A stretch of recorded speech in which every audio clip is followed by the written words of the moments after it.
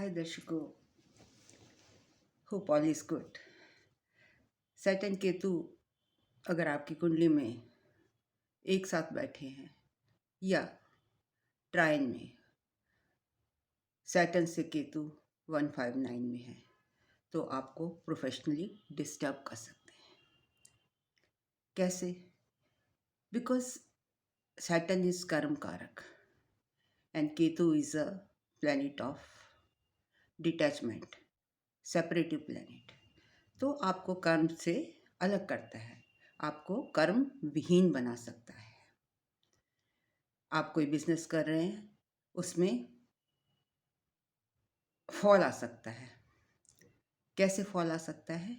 कि अगर आपके दिमाग में है कि मैंने कोई बिजनेस शुरू करना है और आपके पास पैसा भी है, तो डेफिनेटली आप चाहेंगे कि मैं एक बड़ा सा रेस्टोरेंट खोलूं, बड़ा सा बिजनेस करूं, होटल खोलूं। बस यहीं आप गलती कर रहे हैं,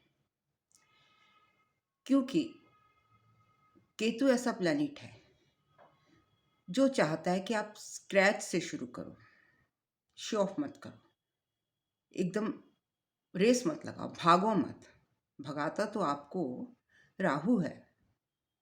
राहु कहेगा बड़े से बड़ा होटल खोलो, लग्जूरियस चीज़ें लगाओ, उसमें अट्रैक्टिव होना चाहिए। लेकिन केतु कहता है क्या ज़रूरत है इन सब चीज़ों की, आप छोटा सा बिजनेस शुरू करो, मैं इसे खुद ही बड़ा कर दूंगा। तो दोस्तों, केतु का कहाँ मानना पड़ेगा।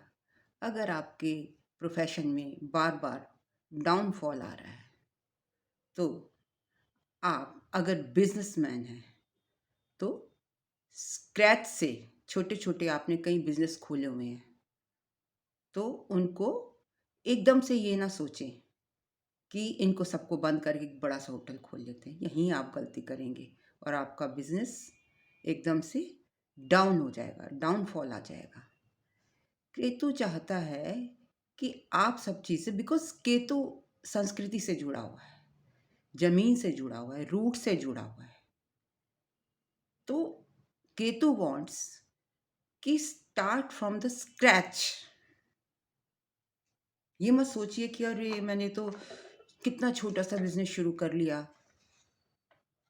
ये गलत बात है। छोटे छोटे कई शुरू कर लीजिए, कंबाइन कर दीजिए, बाद में इसको बड़ा हो जाएगा, धीरे धीरे बड़ा कीजिए। लेकिन ये नहीं है कि उछाल लगाओ। उछाल तो आप सैटर्न राहु के केस में कर सकते हो, सैटर्न केतु नहीं आपको करने देगा। और हो सकता है कि अगर जो राहु है वो तो आपके दादाजी को दर्शाता है और जो केतु है वो आपके नाना जी को, मैटरनल अंकल्स, नाना जी को दर्शाता है कि आप कोई अपना, जो दादाजी या सॉरी जो नाना जी बिजनेस करते थे, आप वही बिजनेस करो। कार्मिक पैटर्न रिपीट करवाता है ये। तो अगर वो अपना बार बार बिजनेस चेंज करते थे तो हो सकता है एक दो बार आपके भी बिजनेस में चेंजेस आए। Means it repeats the pattern. अगर वो बहुत हार्ड वर्किंग थे आपके नाना जी, तो हो सकता है आप भी हार्ड वर्किंग हो। और अगर आपकी कुंडली में सैटर्न, केतु और मून है तो आपको क्या बिजनेस करना चाहिए? देखिए, मून किसका प्लैनेट है, क्या रिप्रेजेंट करता है? फूड, फूड हैबिट्स, हमारा खाना, भोजन। और आप चाहते हैं कि मुझे कोई बिजनेस शुरू करना है तो ज़रूर कीजिए, खाने से जुड़ा हुआ बिजनेस आपका चलेगा। लेकिन ऐसी भूल कभी ना करना अगर सैटर्न केतु आपकी पत्री में इकट्ठे बैठे हैं या सैटर्न केतु मून ट्रायंस में है। तो आप अपना बिजनेस किसी संस्कृति से जुड़ा हुआ, हमारी इंडियन भारतीय संस्कृति से जुड़ा हुआ ऐसा ही आइटम रखिए, जैसे कि छोले भटूरे हो गए, राजमा चावल हो गए, या जो पराठे हो गए, जो इंडियंस ज़्यादातर फूड प्रेफर करते हैं। आप सोचिए, मैं वेस्टर्नाइज चाउमीन, मीट ये सब शुरू कर दूँ, फ्लॉप हो जाएगा। आपका बिजनेस चल शुरू भी हो गया तो एकदम से बंद हो जाएगा। आजमा कर देख लीजिए, अपने आसपास दोस्तों को देखिए, नज़र मारिए, क्या किसी ने एकदम से, जिसकी कुंडली में सैटर्न केतु का योग है, सैटर्न केतु मून का योग है, तो उसने कोई बड़ा बिजनेस फूड का खोला हो, रेस्टोरेंट खोला हुआ, तो आपने देखा होगा कि एकदम से वो फ्लॉप हो गया, एकदम से वो बंद हो गया।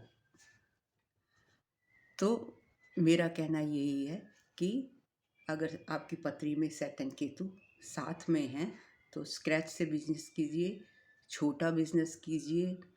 देखिए सैटर्न केतु के साथ में कौन सा प्लैनेट जुड़ा हुआ है। अगर सैटर्न केतु साथ में है और आपका बिजनेस नहीं चल रहा, तो जो बिजनेस केतु रिप्रेजेंट करता है, जैसे कि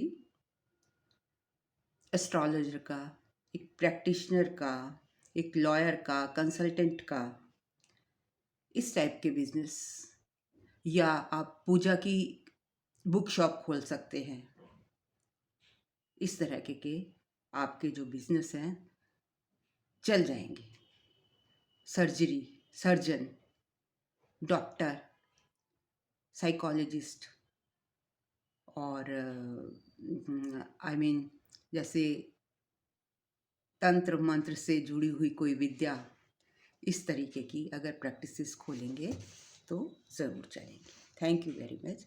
आज के लिए इतना ही। अगर पसंद आया तो मेरा वीडियो ज़रूर सब्सक्राइब कीजिए। जल्द ही आती हूँ केतु के प्रोफेशंस के साथ। Thank you very much.